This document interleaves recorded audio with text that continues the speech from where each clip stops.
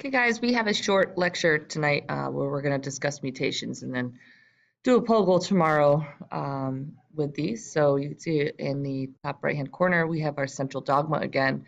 We go from DNA to mRNA through transcription, and mRNA goes to a protein through translation. And obviously, there are a lot of steps in there. Bottom left-hand corner, we're looking at sickle cell. We'll get into that more in a minute. So mutations, they happen. DNA and RNA all the time. So a point mutation is a single base change. It's a base pair. There's also base pair substitution. We call it, sometimes we have silent mutations, which means that there's no amino acid change. So yesterday while you were doing the POGL, you were asked why it is an advantage to have several different codes for one amino acid. Well, this is why. If there is a point mutation where we have a single base pair that is changed, it won't necessarily change the entire amino acid, because if the entire amino acid changes, then the entire protein will change because of the characteristics of that amino acid. So a silent mutation, no amino acid, that's why we have we call it redundancy in the code. Okay, so a missense is a change in the amino acid. A nonsense is when there's a change to a stop codon. All right, so when do mutations affect the next generation? When they're passed on, okay?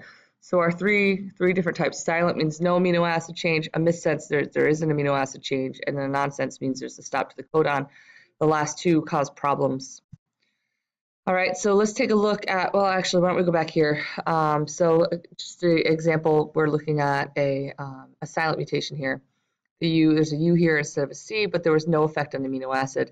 In the missense, we have an A here instead of a G, and it changed the amino acid. And then this nonsense one changed, so it either put a stop codon in or it takes a stop codon out, which is very bad for the protein. All right, so it says what type of mutation? We have our wild type hemoglobin DNA. Okay, we have a T here. Then we have our mutant DNA. So our mRNA goes to a GAA. This is our normal mRNA. And here is our mutant mRNA. It's GUA. And we have a problem right here. So the normal hemoglobin is glutamic acid, glutamine.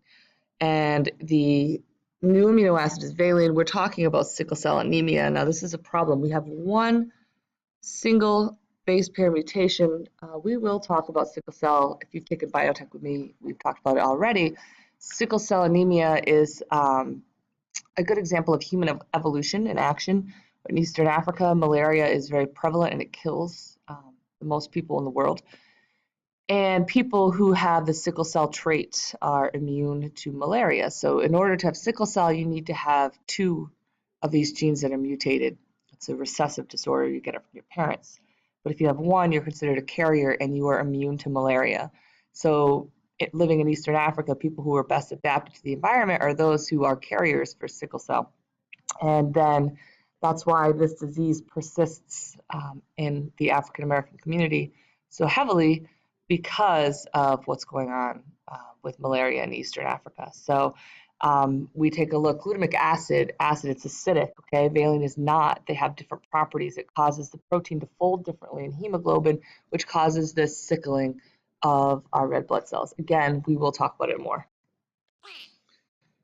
Yeah, so it's a missense, okay? So we just talked about this. I'm going to skip through it. 1 out of 400 Africans, we know why, okay? So again, it's just showing us that glutamic acid is hydrophilic when valine is hydrophobic. All right, so we have a frame shift mutation. So these are different from our point mutations. This is when it leads to a shift in the reading frame. Changes everything downstream of the actual mutation. We have insertions when a base is added. We have deletions when a base is lost, okay? So we take a look. A frame shift causes an extensive missense, so we're missing a U here, and that causes a problem down here in amino acid. If we get an extra U, it's going to add in a stop codon, and the protein's going to stop translating. And then an insertion or deletion of 3 nucleotides, so then we end up with an extra amino acid. As you can see, a change in the genetic code is going to change the outcome of the protein. All right, so cystic fibrosis is another one. It's primarily whites of European descent. It strikes 1 in 2,500 births. It's 1 in 25 whites is a carrier of cystic fibrosis. In fact, when you get pregnant, that's one of the first things that they test you for. The normal allele codes for a membrane protein that transport chlorine across the cell membrane. Its defective or absent channels, it limits the transport. And this makes a thicker and stickier mucus. It coats around the cells, and that mucus buildup in the pancreas, lungs, digestive tract causes bacterial infections. So people with cystic fibrosis are always in danger of bacterial infections. Without treatment, children can die before the age of 5, but with treatment, they can live past their late 20s. Okay, and this is just showing us the effect on the lungs. The chloride transport channel is really important, and it has a lot of osmotic effects because we know water will follow chlorine, solute suck. Okay, so we're talking. Here's what happens here. It's a deletion. We have deleted an entire CTT. It's not a codon, but it's 3 bases. Okay, and that causes a problem. Call it delta F508, and we lose 1 amino acid. Okay. That's it for the lecture. So we talked about point mutations, we talked about frame shift mutations. We're going to do a little bit more with them. One thing to keep in mind when we talk about mutations, a lot of times we tend to talk about diseases that they cause, and they can. However, not all mutations are bad. The majority of the mutations are good, and that's how evolution occurs. However, when we start talking about evolution, and you guys can see this is my very favorite biologist right here, Charles Darwin, we will talk about it a little bit more. Okay?